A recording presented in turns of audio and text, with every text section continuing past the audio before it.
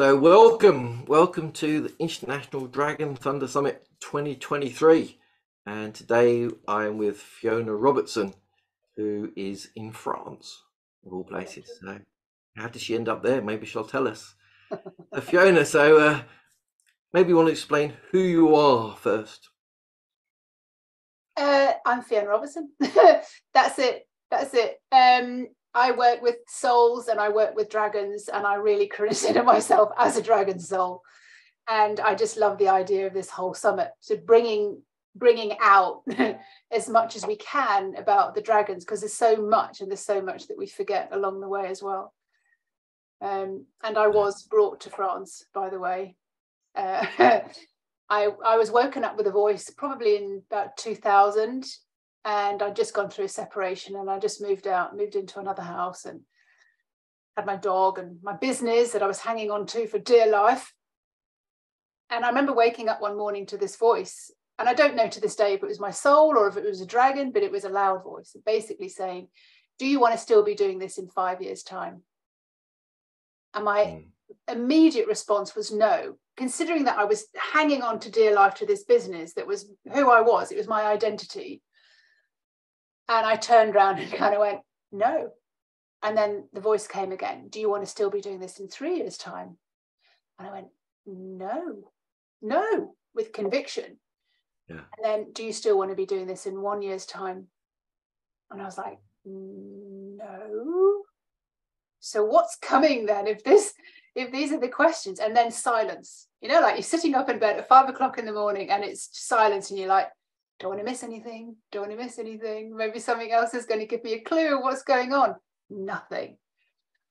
So you get up and you go to work and you think, can't concentrate today. Well, I'm just going to shuffle a few papers around. And I went, okay, show me then what's my next step.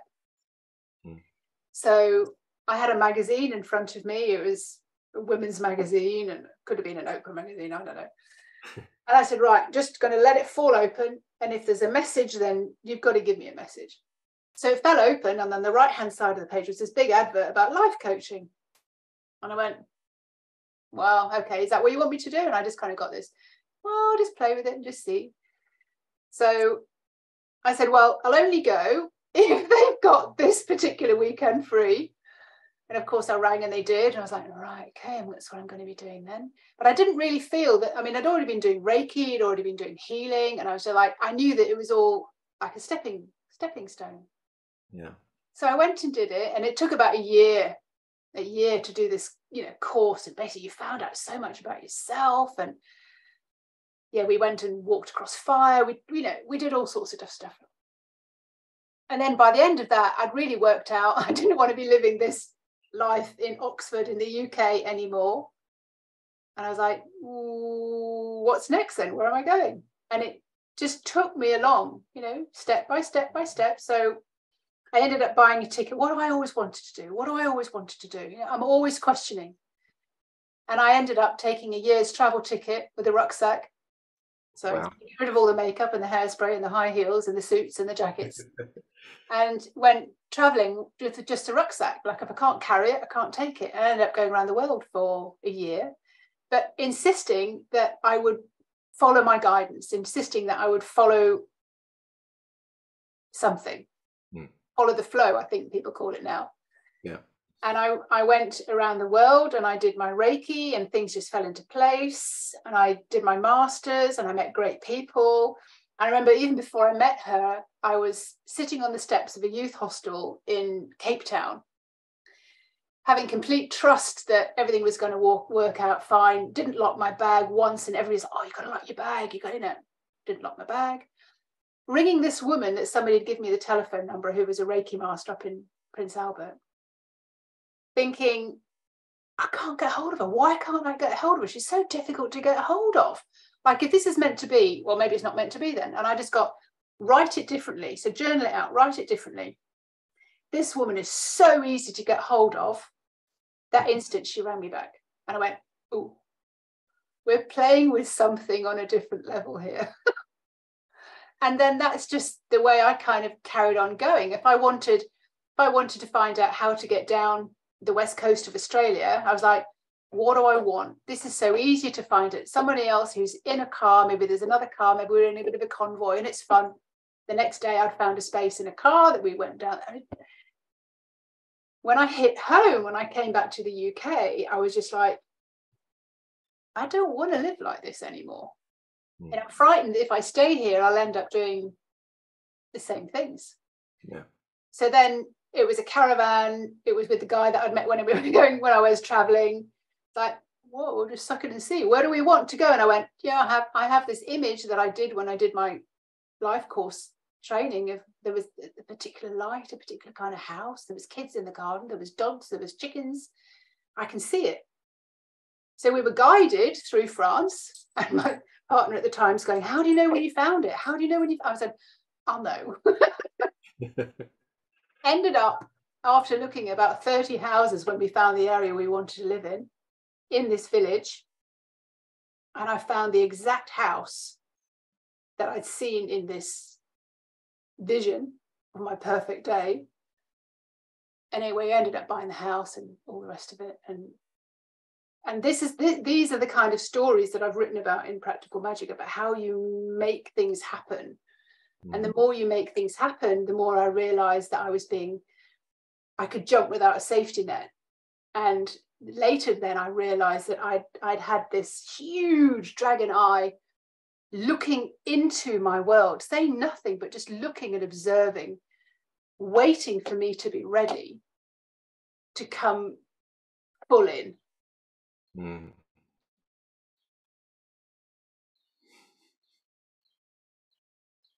And then you realize that you're brought to a village where 600 witches were burnt. Oh. And then I think, well, I wasn't one that was burnt. I think I was drowned. Oh my goodness, that's why I used to have all those dreams as a kid of being drowned. Repeatedly, these dreams would come in. And I know I had 3 witches in my room as a little girl. So it's just that everything's falling into place because I've opened myself up to looking at things differently.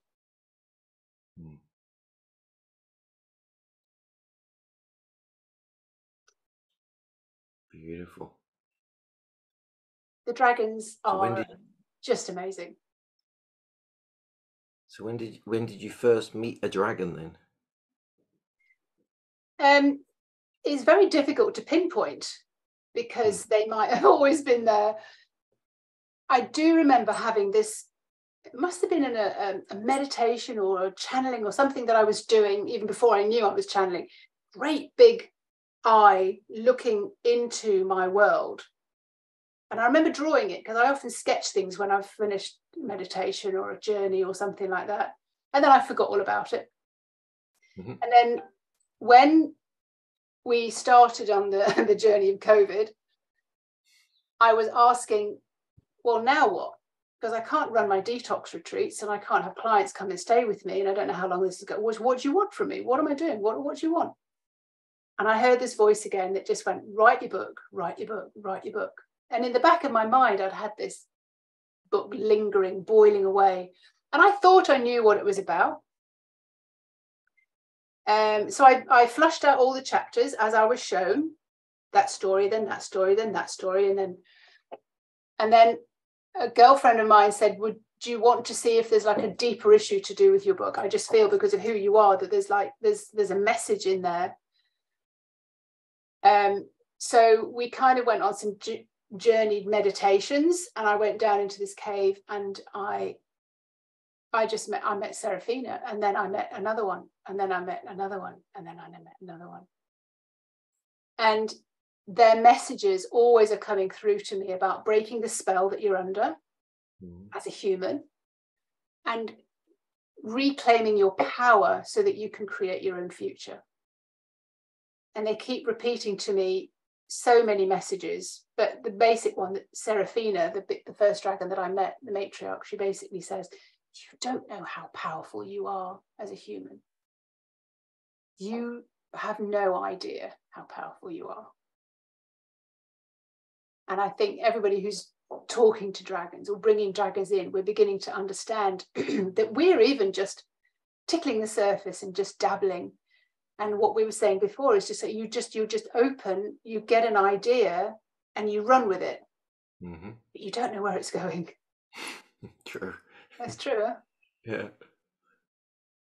It's like you are being so beautifully maneuvered. Mm.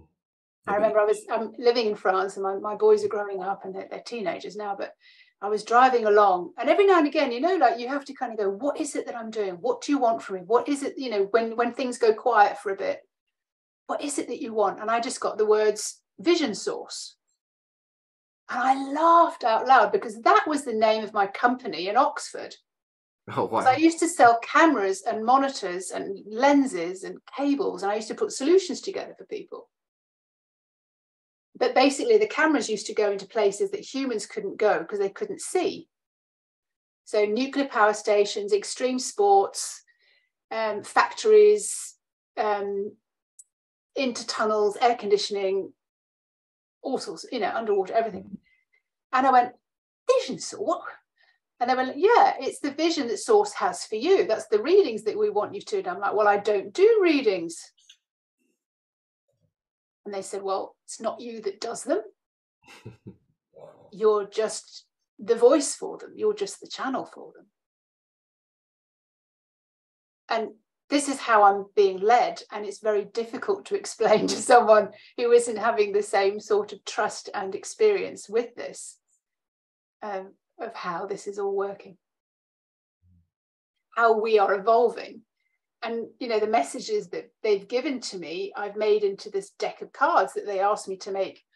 64 cards, so 8 dragons, 8 messages each, which is the evolution of how this works, of all the going through the process. So you start with Seraphina, who asks you, what is it that you want? But what do you really want? It's not like a millionaire or the money, because we can't feel that. It's not real. You know, you're rolling around in paper and we just don't get it because it's like paper. So like, what do you want? You know, what are the feelings of it? So they're all about evoking your feelings. And then there's Tara, who's a beautiful sea green dragon. And she came to me when I'd been doing some readings on the beach. And we were I was like, oh, okay. I just knew she was with me. Kind of had an image of her. And then I was chatting away to her and asking questions. And there was a dog at the other end of the beach, barking its head off, would come over. It was just pointed at me like, and I was like, okay, we're gonna have a visitor. And this dog was rolling around and the owner was like, so sorry, I'm so sorry. It doesn't normally do that. And I'm like, yeah, I kind of know why it's being the way it is. You know, Tara's more about how you change your perception. So if you're looking at thing one way, how can you change and look at it in another way? She's very much about, so if this is where you are now, call it stressed. You know, what's the opposite of that? You know, where are we going to take you? How does it feel? Because unless we can feel it, you're always going to stay with the original stress feeling or depression feeling or overwhelmed feeling or frustrated feeling. So she takes you on a journey up all the different steps, and so you can feel it every single place in your body. So you actually have a visceral experience of what the most stressful experience is, and then the most relaxed experience is. So you've always got, what their training is that you always come back to your safe place. There's always this safety zone. There's always this neutral. There's always like, if something's happening, you can always come back and say, where am I in all of this? Where am I in all of this? And you just go neutral. This is when you become the observer and you become open to being the channel, being fed the information. Beautiful. Raphael is the dragon after that. He's like the old professor. You imagine your perfect old professor, and he's so precise and he's so patient and he wants details. And he laughs and he said, you humans are funny. So you say you want something and you immediately go into what you don't want. It's your human conditioning. You immediately go into like, yeah, but I don't want this and I don't want that and I don't, okay. And you also say, well, I just want money, or I just want it to be a nice day, or I just want to lose weight. And he's like, details. Tell me the kind of person you want to be. What are they like? What do they look like? What do they feel like when you're with them? What's the day? Is there a wind? Is there a temperature? You know, like he wants to weave all the magnificent details of feeling alive. Whereas he's laughed and he says, we humans just leave everything to chance and we're lazy and we just wake up and kind of go, oh, another day.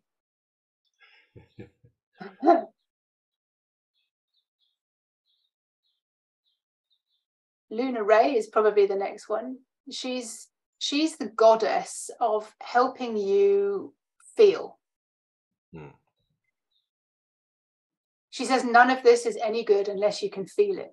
Humans, you are overthinking it. You are stuck in the struggle. You are way too precious to be stuck in that struggle. But if you keep telling the same stories, you're going to keep feeling the same way. So if I'm with someone and I'm coaching someone and they've been in abuse, for example, and it's affecting them on a physical level, because the more you think about something, it creates an entity on the body and it produces illness on the body, to the extreme, obviously, as you know, as cancers and things like that.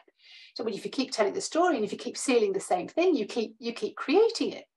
So how can you, and feelings are much easier to change than your thoughts, than your beliefs. So you can just overcome all of that by feeling your way out of it.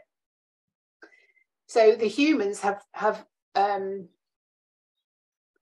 very limited bandwidth of what they allow themselves to feel.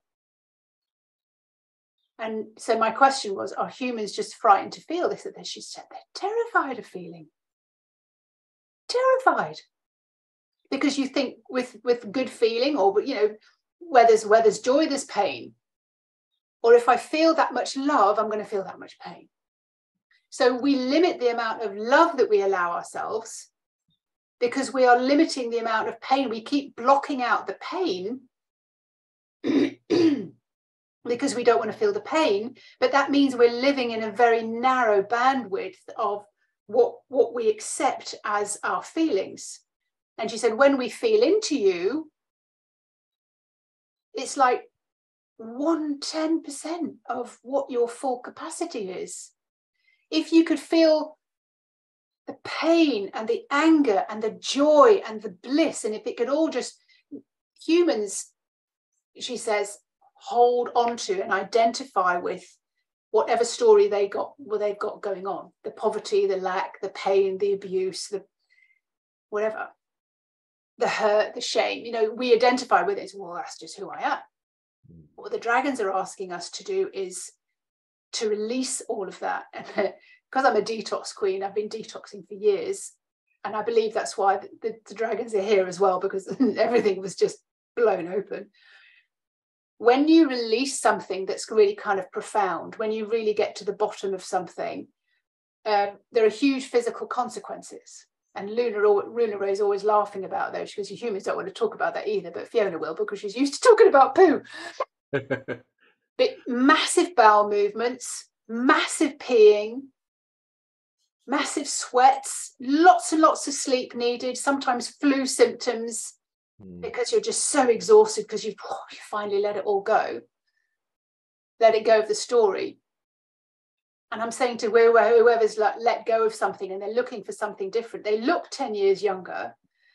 And then I'm like, you can't ever tell that story in the same way again, because you start repeating the chemical cycle, the chain reaction that goes on inside your body. And eventually it takes hold again. So the depression comes back and everything else. So she's funny because she says, you know, the feelings are just a frequency. They're just an energy that you can allow to flow in. And then you can allow yourself to let it go and kind of, oh, it's just an energy. It's not mine. Maybe it's someone else's energy, because we're all so much more empathic in this generation. Each generation is more sensitive than the last. Yeah. And the kids are just absolutely brilliant. So dragon number 5 then is sovereign. And sovereign is a really beautiful purple dragon. I mean, they're all depicted in the cards that I was asked to write. So like this would be the eye of sovereign. Purple, just royal, regal. And then when you understand what your sovereignty is when you're truly and utterly at one with your soul. You're kind of equally soul and equally human. You're entwined both ways. You've let your left and right hemisphere of your brain operate, so it's shared information. And you're communicating with your soul, so much so that if you go into the kitchen, you're kind of saying, what would we really like to eat? And you're waiting for inspiration rather than the human who's like, oh, I better eat those leftovers. No one else will eat them. So you're putting yourself last. So sovereign is always asking you to put the soul first.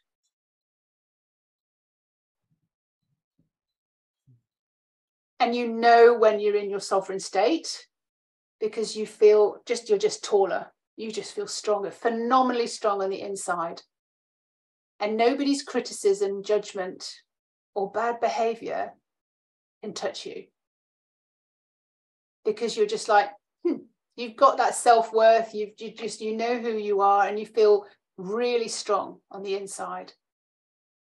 So that's Sovereign's message, one of Sovereign's messages, but all wrapped into what her main message is just like putting your soul first, listening to your soul, being in constant communication. What do we want for this afternoon? What would be better than that? What would be worth it? What would we really feel really, really, really good? And after her comes Bloom. Now, Bloom came to me through a walk I was on, and she was in a massive Amelia bush, just laden with these pink flowers, and Bloom's really playful. You couldn't put her in a box if you tried. She is unapologetic. She's cheeky. She's naughty. Her energy is very bouncy. If you feel into her energy, it's very bouncy. And she's on a ride of her life. Nobody's going to bonsai her or clip her or tell her how to be. That's what I mean when she says she's unapologetic. She just keeps growing. Like all of us, who are talking to the dragons, we just keep growing, just keep growing, just keep growing, just keep growing. And you don't know where you're going to end up. And her message is often just like, again, to do with your feelings. But she gives you like she says there's so much more beyond love. So a lot of humans are talking about, love, 528 kilohertz, got to get to love. It's, where you're empowered and get rid of everything else. I mean, she's saying there's just an equal amount above love. Love is just the beginning. This is just where your doors open. You've got the enlightenment, you've got bliss, you've got joy, you've got exuberance, ecstasy, all of that, sort of all above that. So she's always wanting to kind of heighten your awareness about what else is possible. Like to be, when you go walking and you see a sunset or you see a flower and you're just captivated by it. So you're in awe of nature. So Bloom is the pink dragon, and she's like just in awe, in awe of yourself. We, the dragons, are in awe of you humans as you grow.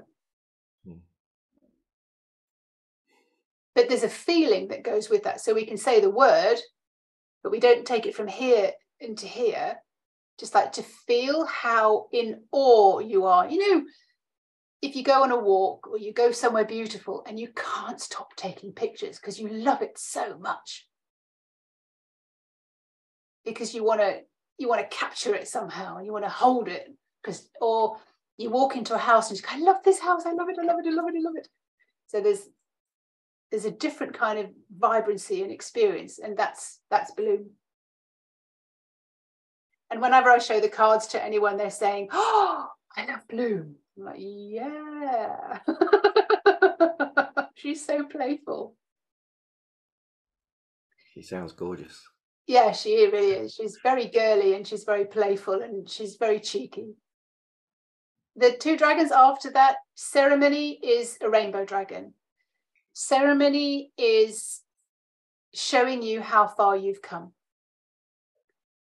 He's showing you, and I say she and he, but dragons have no like angels or anything else. They have no preference. Like your soul is not a boy or a girl. It's just as it is. It's just a soul, the same as the dragons. So he's there because his energy is so solid and so receiving. And as you walk under the rainbow that he provides, it's like, look at all the stuff that we've released. Look at all the work we've done. Look at, and you get to this, you go under the filters of the rainbow and you get to the edge and you kind of go, I've done it. I'm doing it. I know how this works now. So even if something came up, I'd know how to structure it. I'd know how to deal with it. I'd know how to cope. I know how to operate as a human to get through this on another level. So this is where ceremony comes in. And then once you jump off the cliff, you're in Utopia. Now, when I'm at Utopia, I was like, why aren't you landing? Why are you just up there like hovering and bright, bright, bright, bright sunshine, just so, so bright?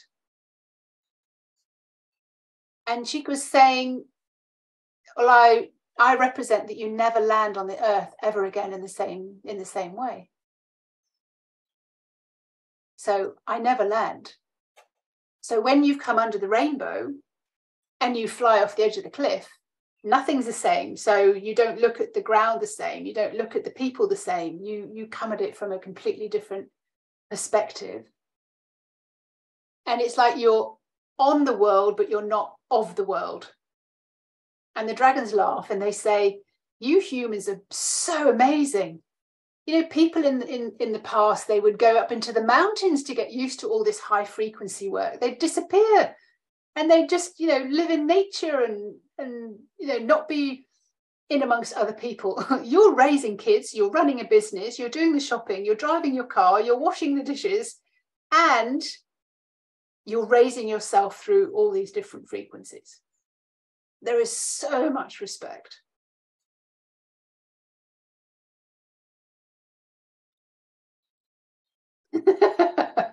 Wow.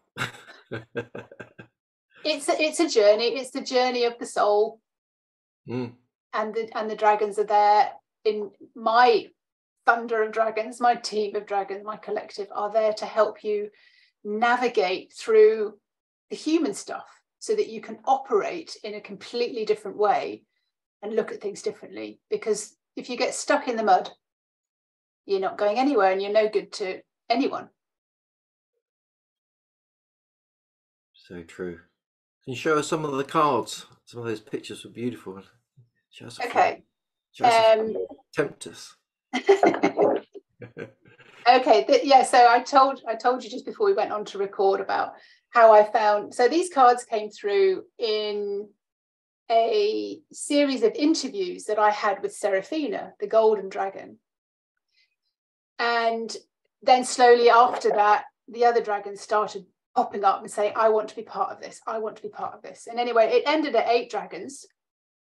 So first of all, we have Seraphina, which I was telling you about, and her whole purpose as the golden dragon, the matriarch, is to ask you what it is that you want. And then you have Tara, which I was telling you about, which is the dragon that I met on the beach when the dog ran over and wanted to play with us because we were in conversation. You probably know that yourself. If you're ever feeling really in love and really just loving life, the animals around you act differently, don't they? Yeah, they do. And then we've got Raphael, the professor, who wants so much detail. He's a just silver, great dragon. Came next, Luna Ray. Luna Ray is just, yeah, she's like, well, moon rays, Luna Ray. She is a wingless, pearlescent, kind of a snake dragon. And if you were to touch her, she's just muscle. Oh, she's so soft, but she's pearlescent. Again, her whole purpose is to help you get into your feelings. Sovereign, purple dragon, all to do with bringing your soul into play, your soul journey, finding your natural home, finding your frequency, so that it doesn't matter wherever you are, whatever you're doing, you can always say, and this is a good one, please show me how much you love me, which humans want a lot. So you can get the sensation of how much you are loved. And then when you're in that sensation, everything else just works out so much better for you. And you can ask that 1,000,000 times a day. They don't care. Please show me how much you love me.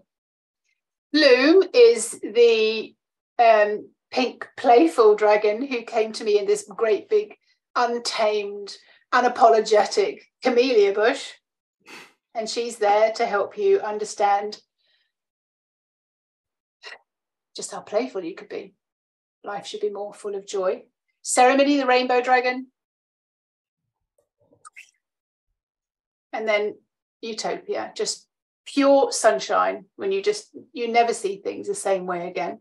So there's 64 cards, and I read these cards out most weeks in my group, and you can pick a card, and they highlight what's in your subconscious, what your soul already knows. So whatever's going on for you, they will have a solution. And I find when I kind of transcribed, so this is the little book that goes with it, when I transcribed a lot of the messages and things, I keep thinking, God, they're really long. But it's not the words that they want you to really grasp. That's why I've recorded a lot of the cards on YouTube. It's more the essence that you feel and the messages that you get as you're immersed in listening to the card.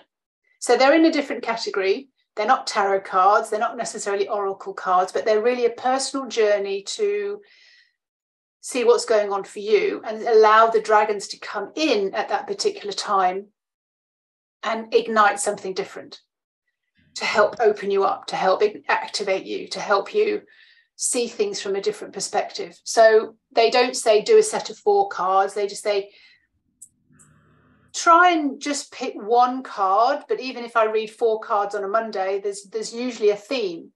So like last week might have been self-worth. The week before, for a lot of people, I would have heard safety, or there's often a theme to do with humans as to what's being processed en masse.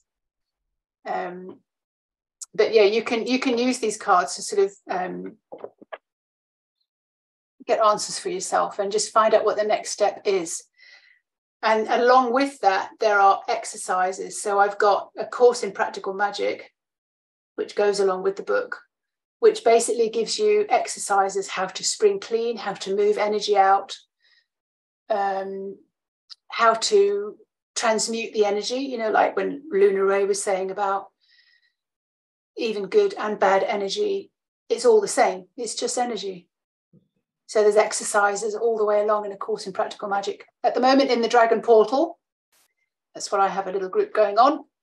So we have calls every week to help people just move forward, really, and just to see what's going on in their subconscious, in their soul. What does their soul already know? Beautiful. I love it. They're huge, though. Yeah. The rainbow one, something about the rainbow one got me. Okay. I'm not sure why. I was actually in Peru recently, and we were doing a painting day, and so I thought I'm going to paint the mountains, and as I was doing that, I was like, no, you need to add a rainbow dragon in.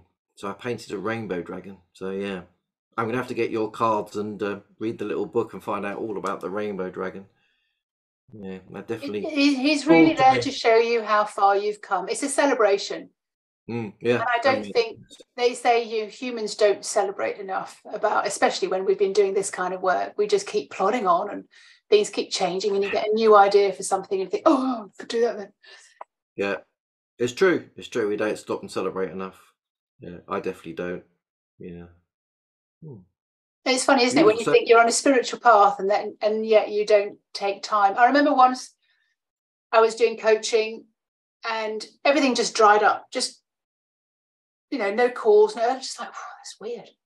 So I asked what it was, and they said, well, we can't really send you anyone unless you clean your energy regularly. And I was like, oh, yeah, I haven't, have I? And they're like, no.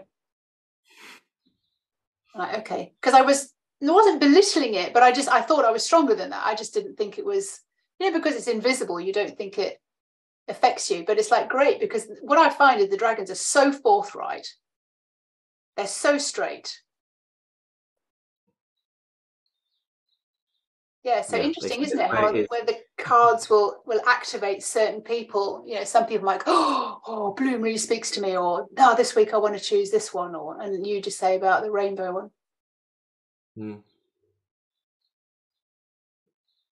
So if people want to get hold of these cards, what's the place for them to go to? Is it your website? They're about to go on Amazon, so you can order them on Amazon, and there'll be a link. Yeah. So it's like that.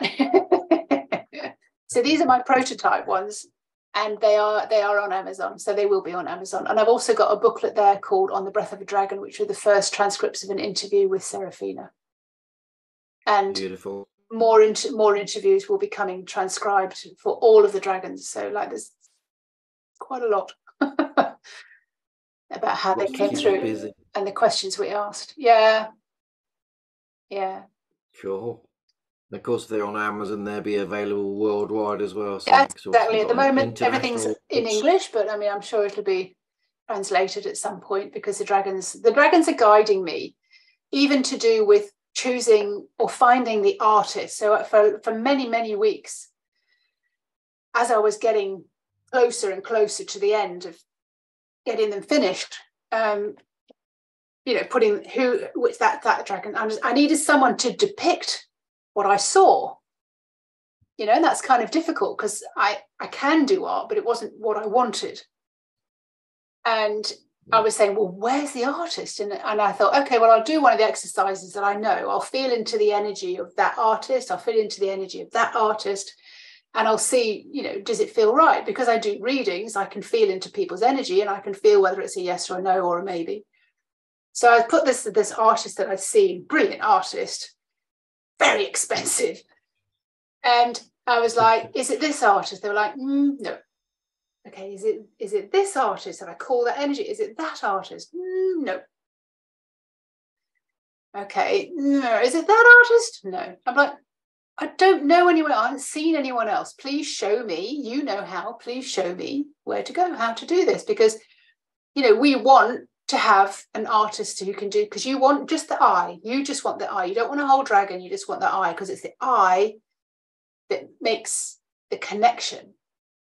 And when the dragons look at you and they say, do you know how much we love you for doing the work you're doing? So it had to be, the messages had to come through the eyes. So I just got the message, keep looking straight ahead. I'm just like, well, that doesn't mean anything. Like, okay. So I carried on with my day, and I was about to shut my computer down, and I just trolled again through Facebook or something, and this advert came up.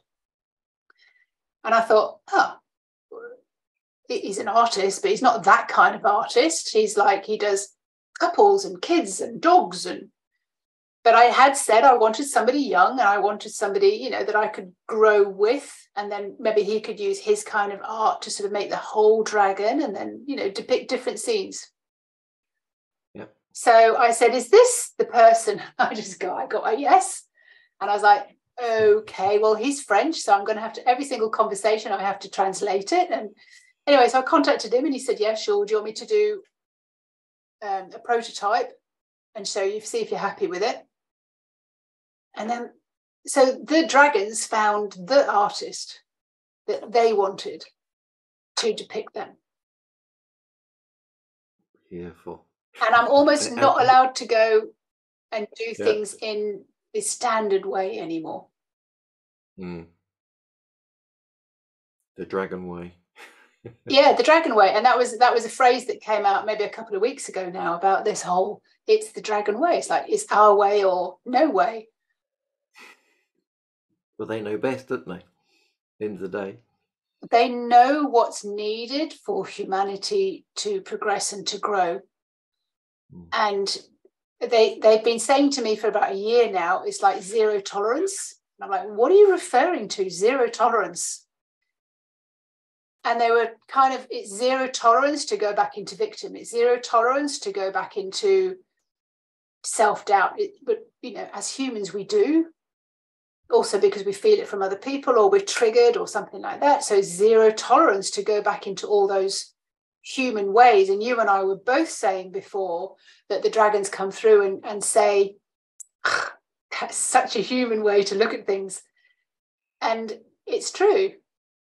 So it's a zero tolerance to go back into doing things in the low energy ways, in the, they call us Neanderthal, in our language, in our feelings, in our limited spectrum of emotions and actings.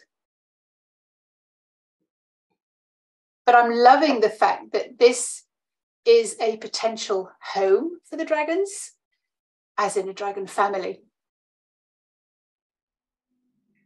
Yeah, they're certainly pulling lots of different humans together, and each of those humans is coming with a different sort of version and variety of dragon, and it's amazing to see.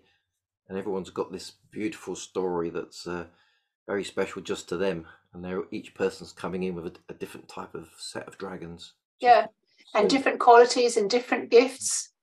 Yeah. And it's what I'm getting is that the dragons, they want to be known as real. Yeah, definitely.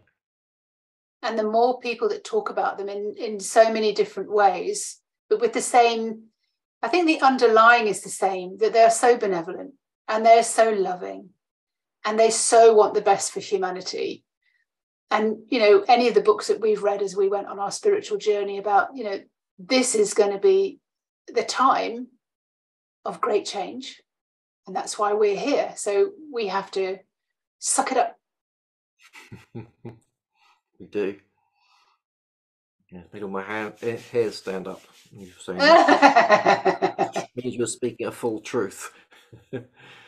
Yeah, exactly. And it's great to experiment with other people, you know, like whether it's dragon light language, or I had a reading from someone the other day in my group, and she said, oh, I've just seen you in the middle of nowhere just talking nonsensical stuff. And I went, oh, right, yeah, I know what that is then. I'm going to get back to my dragon language. And I've got a group of ladies in a course in practical magic, and I'm, you know, some of them are artists and they've got dragons coming through in their art, and their art is changing color. And one of the ladies is now singing as she's doing her art, you know, just doing her voice stuff. And I'm like, incredible. Yeah. It's a beautiful time to be alive. It is. And of course we chose around now, didn't we? So we knew it was going to be a beautiful time with lots of change and lots of change. Yeah. And if anybody's got kids as well, I mean, one of the books I have been asked to write after this one's out is the cosmic parents, because I feel the dragons are cosmic parents. They're as adults, but we're not adults, cosmic parents, because who could possibly, you know, be a parent or expect your parents to give you all the love and affection that you wanted when they came in with all their stuff to get rid of. So we all need cosmic parents to look after and guide us, because there's a lot of stuff to go through. Yeah. So my boys have their soul. They knew their soul from age 5, 6. And it's a conversation quite openly in our house. It's like when they're struggling with someone, I said, well, have you asked Jake? Have you asked Dobby? Have you asked your soul? Like, and, you know, I hear it back and I go, yeah, I have. Yeah, I have. Like, okay, well, just trust that it's working, and then just keep clear about what it is that you're looking for. And some of the stories that they've told me that they've been helped with, I'm like, how did you do that? You know, because they're being guided. Oh, so much as, you know, we were doing, because we live in France, so my partner's French, and we reading out something in French to myself and my two boys, dictation. And he was marking it afterwards, and he said, how on earth did you know that word? That's such an old-fashioned French word. It's a long word, but you spelt it perfectly. How can you? You're 6, you know. And this was a few years ago. And so Rio didn't say anything. He's like, can't say anything. And he said, Mummy, do you want to know how I did it? When I was in the car with him next time, I said, I'd love to know how you did it. He kept saying, how do you write this word? How do you write this word? How do you write this word? And he said he saw it written on the wall. Wow. And he said, so I just copied it. I was like, I don't disbelieve you. That's awesome. And he talks to animals, which I've encouraged. Mm-hmm. Yeah. And when we play games as a family, you know, like when you have the name of somebody written on your forehead. Mm-hmm. I do it, but I'm teaching them how to do it too. Like if you play Monopoly, but if you play a game, you can ask to feel into who the character is. So we're playing different kind of games in our house so that I can keep the spirit alive of these two amazing humans. Yeah, that's the future, isn't it? That's the future of keeping that childhood spirit alive through into adulthood, because we lose it. Those of us on a spiritual journey start to remember it. That's for sure. I'm hoping that they never forget it.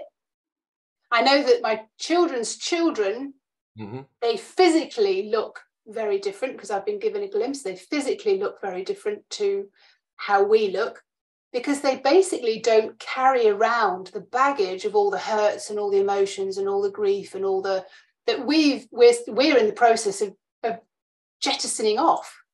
They just don't. I mean, my son came home from school the other day with a massive headache, and I said, what's going on? He said, oh, Mummy said I'm going to go upstairs and do a clearing. Okay, you're talking my language, but we've never spoken about this.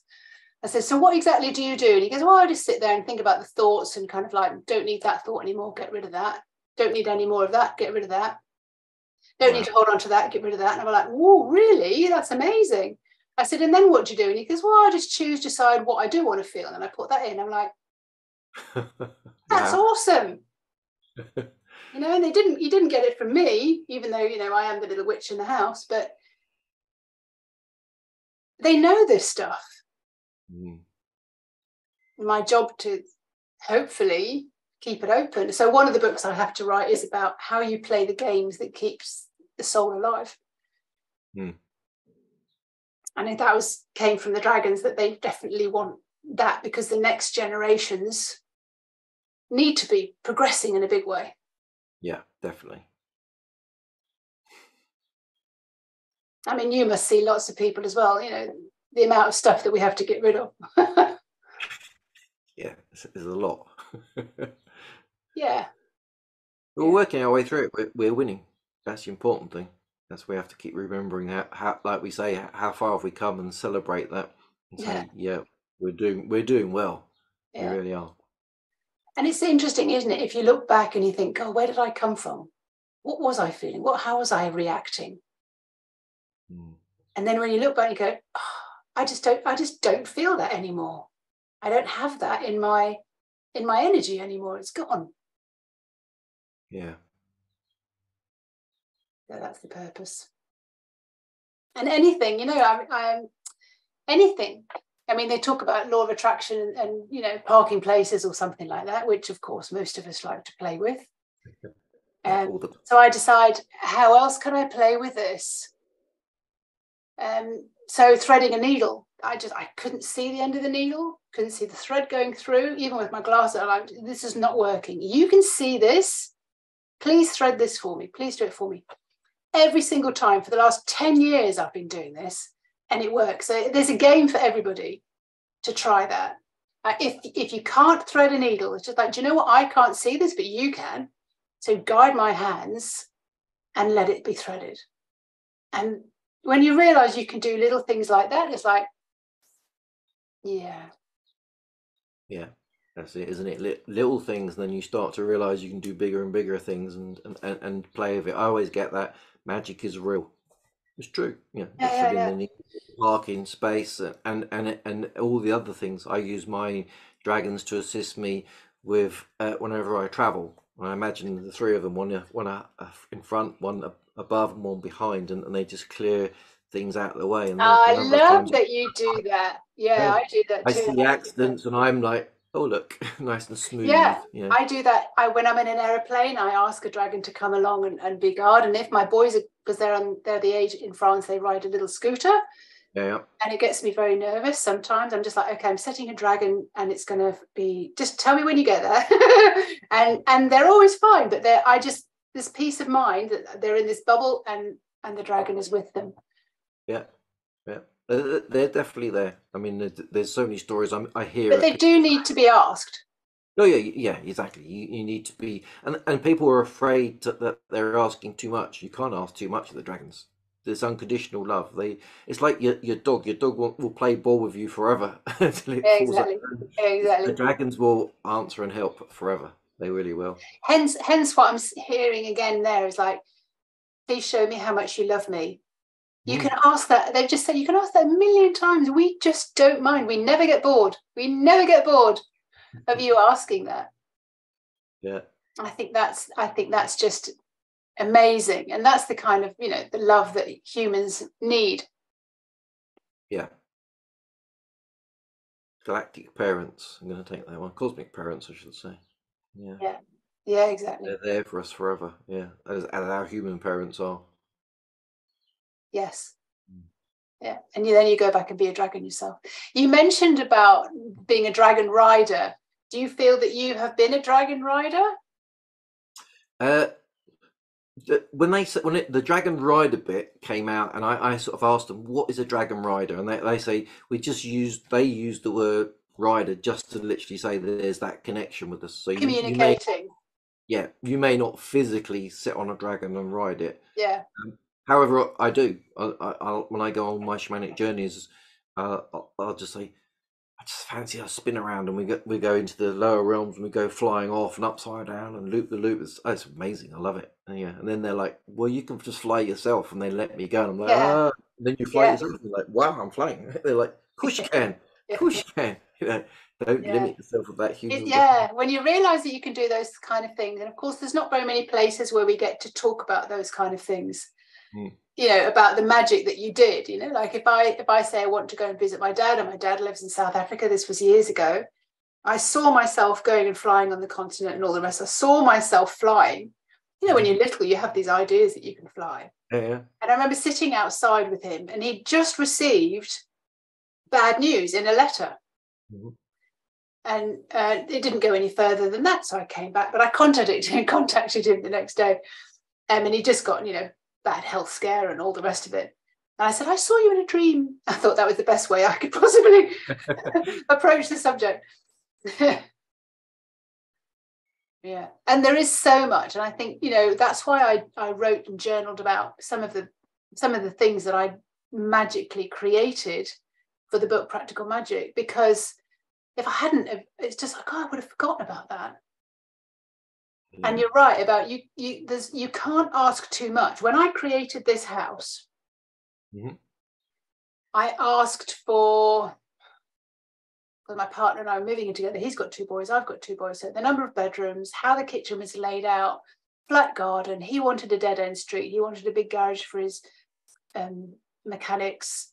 I wanted to be cyclable to the beach. I wanted a possibility so that I could do studios, so that I could invite people here to do Detox for the Soul retreats, to build another one, to do the garden, Anyway, when, we started looking for a house, I was already selling the other house, and I sold the house with magic as well.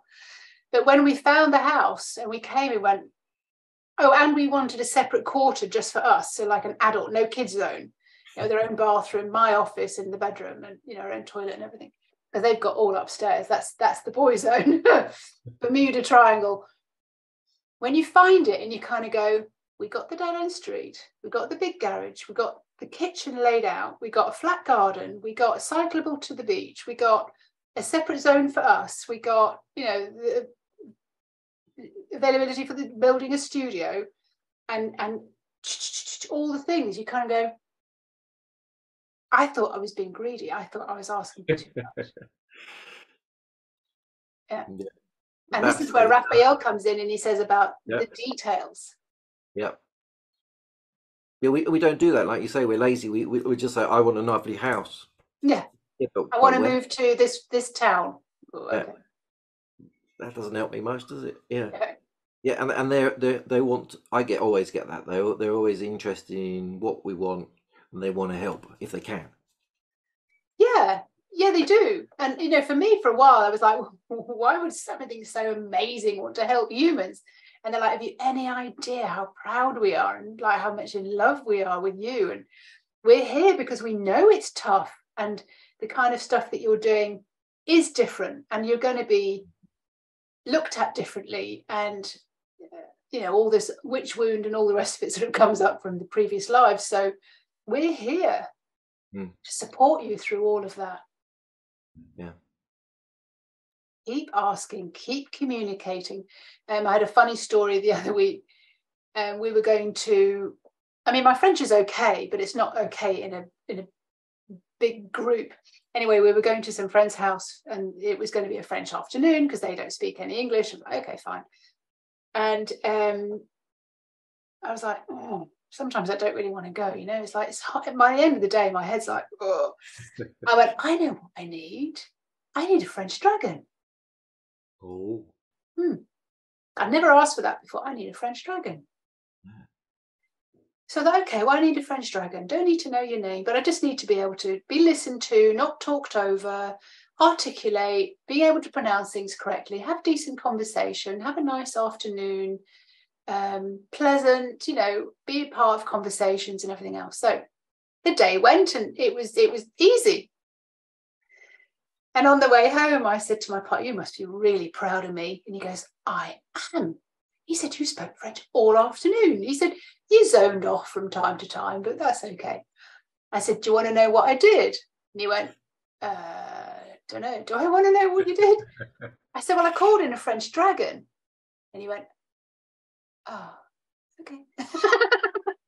And I totally believe that it completely changed my afternoon. And you can call them in for anything. It's a good idea.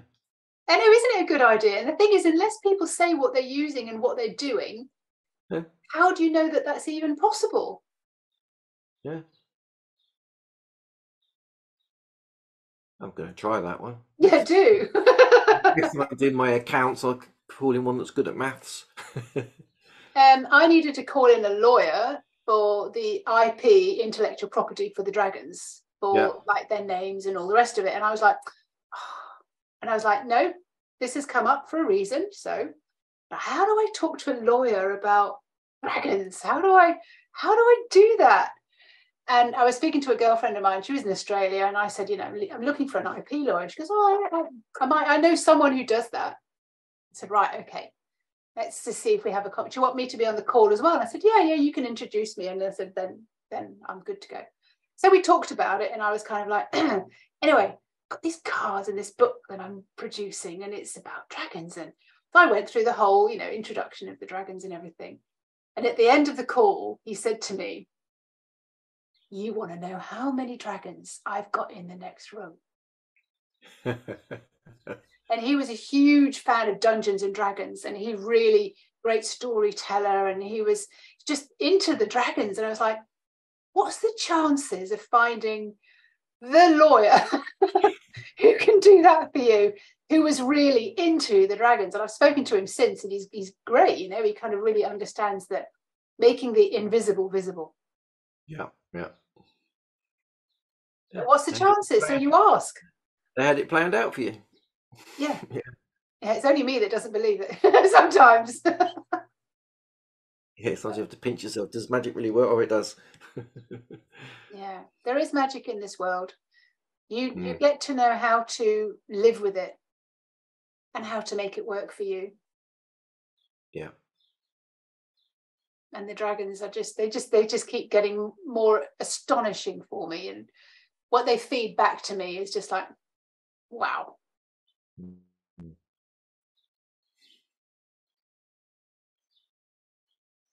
Beautiful. Well, it's been amazing meeting you and all your dragons.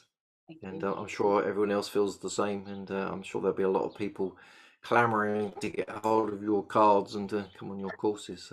So, all the links will be shared here. So. They just want to be used. They want to be asked. They want for you to understand how you can make your life easier, and they help you navigate through. So I'm in service to the dragons. I'm a dragon messenger.